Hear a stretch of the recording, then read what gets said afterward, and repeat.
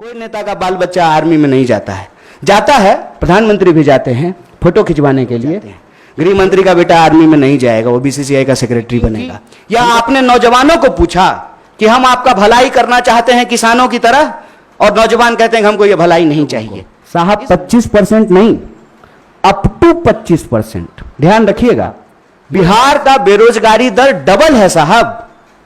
जहां के मजदूर, बिहार का मजदूर जाता है ना हरियाणा और पंजाब में धान काटने के लिए, बिहार के ही लोग आते हैं ना दिल्ली में काम करने के लिए, बिहार के ही लोग जाते हैं ना महाराष्ट्र में काम करने के लिए।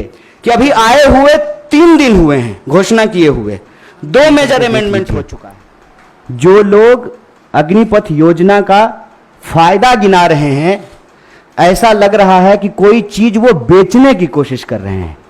जैसे सेल्समैन की भाषा होती है ना, वाह मेगा बम्पर ऑफर चल रहा है, आपको 20 लाख रुपया भी मिल जाएगा, 4 साल में आप रिटायर भी हो जाएंगे, फिर आपको रिजर्वेशन भी मिल जाएगा।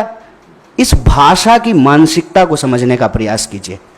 ऐसा लगता है कि रेलवे स्टेशन के बाहर कोई चूहा मारने की दवा बेच रहा हो। साहब आप मंत्री हैं, आप सबसे पहले देश की जनता को यह बताइए कि इस योजना की जरूरत क्या है। हर साल जब 50,000 से ज्यादा भर्तियां और नियमित भर्तियां, जिसमें टीए भी है, डीए भी है, पेंशन भी है, सेंट्रल स्कूल में एडमिशन का भी प्रावधान है, रेलवे का भी टिकट मिलेगा, हवाई जहाज का भी टिकट मिलेगा, और अगर सर्वोच्च बलिदान आप देते हैं, आपको शहादत होती है, तो आपके परिवार का भी ख्याल रखा जाएगा। इन तमाम बातों को छोड़ करके मंत्री कह रहे हैं कि आपको 20 लाख रुपया मिल जाएगा इस उम्र में। यह वही भाषा नहीं है कि प्रधानमंत्री जी बोले थे कि काला धन वापस आ जाएगा तो आपके खाते में 15 लाख रुपया मिल जाएगा। मिल गया क्या 15 लाख रुपया? जिस खाते में 15 लाख रुपया मिलने वाला था ना, उसी खाते में 20 लाख रुपया भी मिलेगा। इस मानसिकता को समझने की जरूरत है, और इसीलिए हम लोग इस योजना की जरूरत पे सवाल उठा रहे हैं। जब देश में एक नियमित भर्ती प्रक्रिया है, 2014 में देश बना है, उससे पहले क्या आर्मी में लोग बहाल नहीं होते थे? क्या हमारे पास जो एक प्रक्रिया नहीं थी, उस प्रक्रिया को खत्म करने का कारण क्या है? तब सरकार के कुछ दावे बताए जा रहे हैं। दावा क्या है? दावा यह है कि हम चाहते हैं कि हमारे देश के नौजवानों को रोजगार मिले। ये तो आप चाह रहे हैं, ये आप वादा भी कर चुके हैं कि हर साल आप 2 करोड़ नौकरी देंगे। उस 2 करोड़ नौकरी को छोड़ करके पीएमओ ने अभी ट्वीट किया कि हम 10 लाख रोजगार देंगे। साहब अगर आप रोजगार देने के लिए सीरियस होते, 28 लाख पोस्ट जो हैं वो सिर्फ सेंट्रल गवर्नमेंट में रिक्त पड़ा हुआ है, और आप स्टेट गवर्नमेंट में जाकर के देख लीजिए, भर्तियां नहीं की जा रही है। हकीकत क्या है? हकीकत यह है कि ये असली बात देश की जनता से छुपाना चाहते हैं। असली बात क्या है? आप सब लोगों को याद है कि जब नोटबंदी की गई तो यह दावा किया गया कि इसके बाद नक्सलवाद समाप्त हो जाएगा, आतंकवाद समाप्त हो जाएगा। कल ही जो है एक सब इंस्पेक्टर की फिर से टारगेटिंग किलिंग की गई है। नक्सलवाद की घटनाएं हो रही हैं, आतंकवादी घटनाएं लगातार हो रही हैं। अगर नोटबंदी करने के बाद आतंकवाद समाप्त हो जाता तो पुलवामा की घटना कौन करके गया है? कैसे पुलवामा की घटना हुई है? तो ये दावा करते हैं। जब उस दावे का आप पड़ताल करेंगे तो आपके ऊपर ही आरोप लगाना शुरू कर देंगे। एक व्हाट्सएप मैसेज घूम रहा है जिसमें कहा जा रहा है कि जिस भी योजना का कांग्रेस विरोध कर रही हो, ऐसा आप मान लीजिए कि वो योजना सही है। कांग्रेस के विरोध करने से आप चलते हैं? आप सत्ता में बैठे हुए मोदी जी, आपके ऊपर देश की जनता ने भरोसा किया है। विपक्ष के भड़काने से लोग भड़क जाते, विपक्ष की कही हुई बात लोग मान लेते, तो प्रधानमंत्री मोदी जी होते। इस देश के लोगों ने मोदी जी के ऊपर भरोसा किया, और मैं याद दिलाना चाहता हूं कि ये वही नौजवान हैं। ये उस वक्त हिंसा नहीं किए जब इनके माँ बाप हजारों किलोमीटर पैदल चल करके अपने घर गए। ये वही नौजवान हैं, ये तब भी हिंसा नहीं किए जब उनके परिवार को ऑक्सीजन नहीं मिल रहा था और वो तरप तरप करके जान दे रहे थे।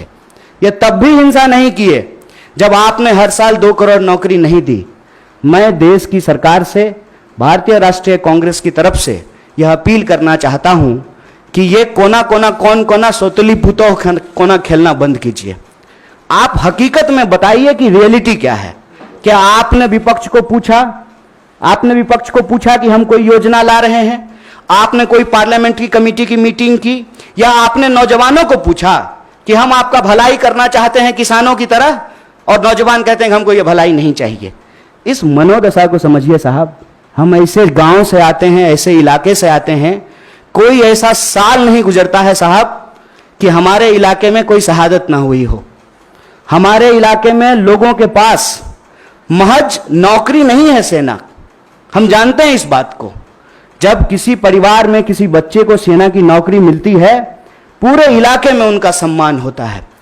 और दुख के साथ साथ जब एक पार्थिव शरीर गांव आता है, आंखों में आंसू होने के बावजूद उस इलाके का सीना गर्व से चौड़ा हो जाता है कि हमारे बच्चे ने जो है देश के लिए सर्वोच्च सम्मान दिया है। सेना का सवाल देश की सुरक्षा का सवाल है, आप इसको मजाक मत बनाइए।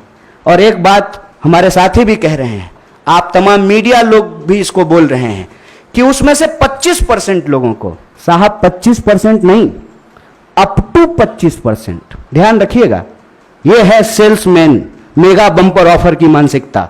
अप टू 25% क्या होता है? मतलब 25% की भी गारंटी नहीं है। यह मत समझिए आप कि उसमें से एक को दे ही देंगे नौकरी। बहुत चालाकी से टर्म्स एंड कंडीशन लिख दिया है, अप टू 25%। और इसमें यह कितना गंभीर है, इस गंभीरता का आप अंदाजा लगाइए। और जो फायदा गिनाए जा रहे हैं वो फायदा तो पहले से है। सेना में, आर्म फोर्सेस में, पैरामिलिट्री में भर्ती होने की मैक्सिमम आयु 25 वर्ष है। 25 वर्ष से ज्यादा में तो आप बहाल ही नहीं हो सकते हैं। उसके बाद अलग अलग रैंक पे आप कितना समय तक सेवा देंगे वो पहले से निर्धारित है। और जो लोग आर्मी की नौकरी समाप्त करके, सेवा समाप्त करके आते हैं, उनको अन्य जगहों पे सुविधाएं दी जाती है। भूतपूर्व सैनिकों को सुविधाएं दी जाती है, भूतपूर्व सैनिकों के परिवारों को सुविधाएं दी जाती है।